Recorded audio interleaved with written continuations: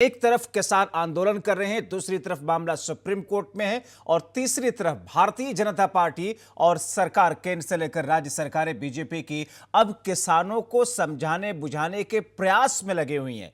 कार्यक्रम चल रहे हैं और इसी के तहत बरेली में किसान सम्मेलन हुआ जिसमें मुख्यमंत्री योगी आदित्यनाथ पहुंचे और वहां उन्होंने विपक्ष को लेकर के निशाना साधा। मुख्यमंत्री योगी आदित्यनाथ ने किसानों के सम्मेलन में विपक्ष को लेकर के निशाना साधा। उन्होंने कहा कि मंडियां समाप्त तो नहीं हो रही हैं, विपक्ष भड़का रहा है।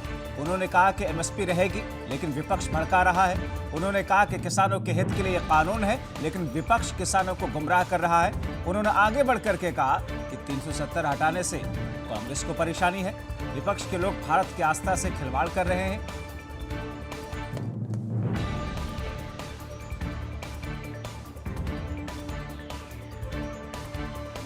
तो दरअसल बीजेपी की मंशा यह है कि किसानों के बीच में जाकर के किसानों के मुद्दे पर, कृषि कानून से जुड़े हुए मामलों को किसानों को अपने अंदाज में समझाने की कोशिश करें ताकि यह आंदोलन रुक सके, ठप हो सके, क्योंकि मामला सुप्रीम कोर्ट में पहुंचा हुआ है और सुप्रीम कोर्ट की एक टिप्पणी कि आंदोलन जिस तरीके से है, आगे आने वाले दिनों में देशव्यापी आंदोलन हो जाएगा, राष्ट्र मुद्दा हो जाएगा। इसीलिए इस मामले को सुलझाना जरूरी है क्योंकि सड़कें जाम है। और ऐसे में सुप्रीम कोर्ट ने एक और टिप्पणी सरकार के ऊपर में की कि रास्ता किसने रोका। सरकार की तरफ से यह कहा गया कि किसानों ने।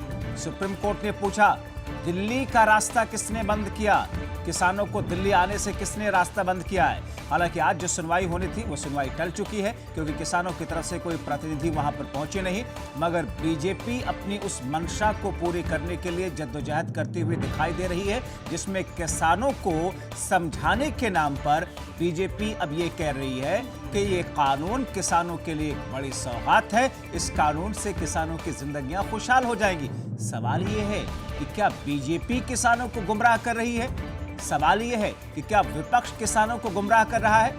मगर इससे बड़ा सवाल, क्या किसान इतने ज्यादा बेवकूफ हैं?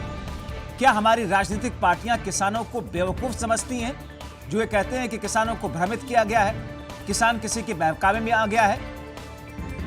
ये सारी ऐसी बातें हैं जिसको लेकर के अब बीजेपी किसानों के प्रति उदारता, किसानों के प्रति सबसे बड़ा हितैषी खुद को साबित करने की कोशिश कर रही है।